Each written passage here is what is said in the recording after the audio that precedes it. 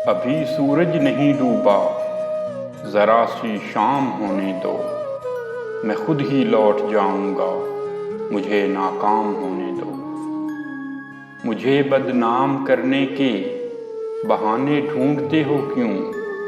मुझे बदनाम करने के बहाने ढूंढते हो क्यों? मैं खुद हो जाऊंगा बदनाम, पहले नाम होने दो।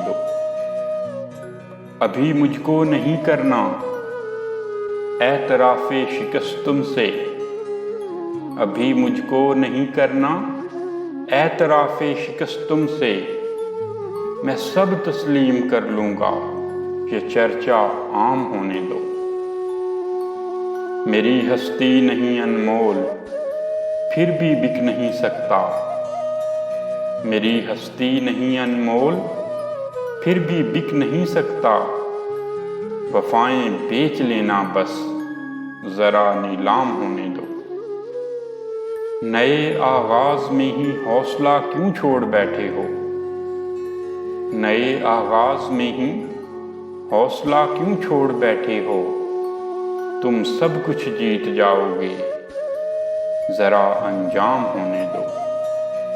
अभी सूरज नहीं डूबा, ज़रा सी शाम होने दो। मैं खुद ही लौट जाऊंगा, मुझे नाकाम होने दो।